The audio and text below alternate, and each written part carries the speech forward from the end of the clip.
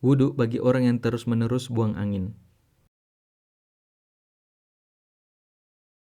Apabila keluarnya angin dari dubur seseorang secara terus-menerus dan ia tidak mampu menahannya, maka hukum orang itu seperti hukum orang mengidap penyakit buang air kecil terus-menerus atau beser. Maka ia harus berwudu setiap kali ia hendak salat. Kemudian ia salat dengan keadaannya itu. Dan salatnya tetap sah meskipun angin itu keluar di tengah-tengah salatnya. Berdasarkan firman Allah Subhanahu wa taala yang artinya, Allah tidak membebani seseorang melainkan sesuai dengan kesanggupannya. Dan orang itu tidak mampu melakukan yang lebih dari itu.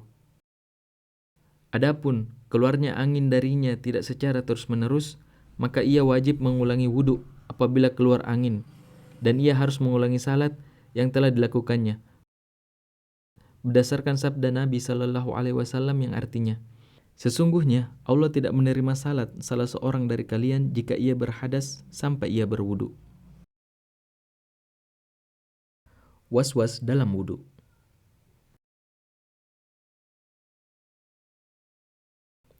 Orang yang salat yang merasa ada sesuatu yang keluar dari duburnya atau kemaluannya tidak membatalkan wudunya, dan ia tidak boleh menanggapinya, karena itu adalah was-was dari setan.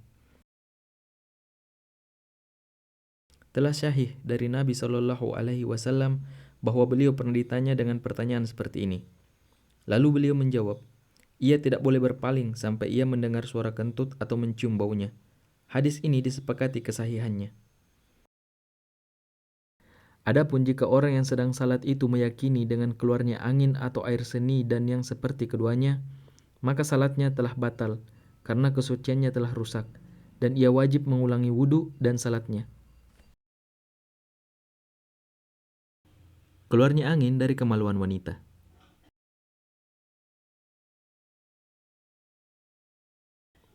Ini tidak membatalkan wudu karena tidak keluar dari tempat najis seperti angin yang keluar dari dubur. Pingsan.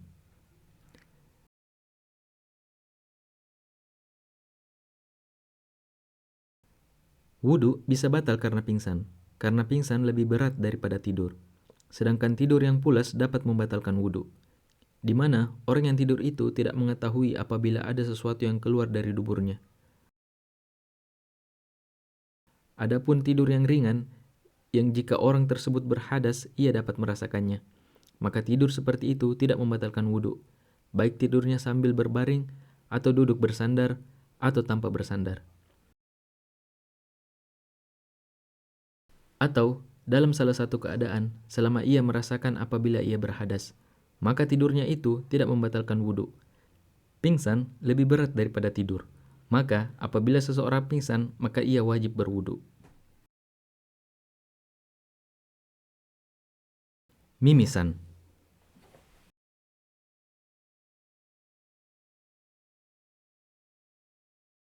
Mimisan tidak membatalkan wudu, karena tidak ada dalil yang menunjukkan bahwa ia membatalkan wudu. Tetapi ada hadis daif yang menerangkan bahwa mimisan membatalkan wudu. Namun hadis itu tidak sah dari Nabi Shallallahu Alaihi Wasallam. Dahulu, para sahabat radhiyallahu anhu melakukan salat dalam keadaan terluka, maka mimisan tidak membatalkan wudu. Tetapi apabila ia khawatir dapat mengotori masjid, maka ia hendak keluar dan mencucinya, kemudian melanjutkan salatnya. Wallahu alam bisawab. Cara mengusap rambut bagi wanita ketika wudu.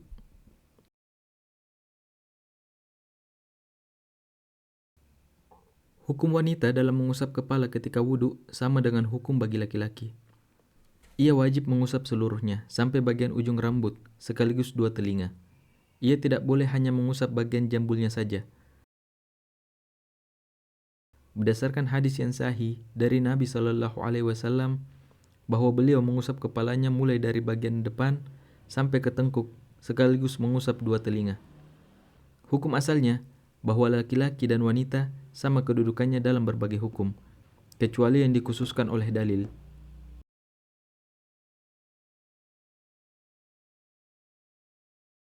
Hukum menyentuh mushaf Al-Quran dan membacanya bagi orang yang tidak berwudu. Tentang masalah ini terjadi khilaf atau perselisihan di antara para ulama. Sebagian ulama mengharamkan menyentuh mushaf bagi orang yang tidak berwudu. Terlebih lagi tidak boleh jika seseorang itu sedang haid atau junub. Dengan dasar hadis Nabi Shallallahu Alaihi Wasallam yang artinya tidak boleh menyentuh mushaf Al-Quran kecuali orang yang suci. Syekhul Islam Ibnu Taimiyah rahimahullah berkata, 4 imam mazhab berpendapat bahwa tidak boleh menyentuh mushaf melainkan orang yang suci.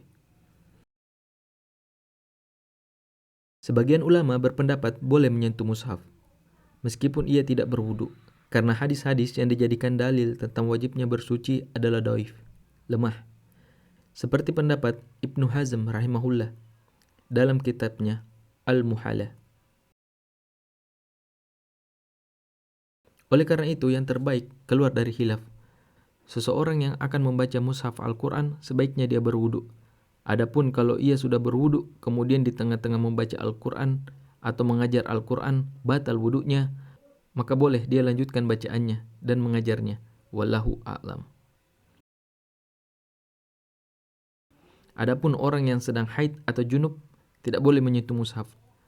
Adapun dia membacanya dengan hafalannya atau membaca buku atau kitab yang tertulis padanya ayat Al-Quran, maka tidak apa-apa ia membacanya. Wallahu a'lam bissawab.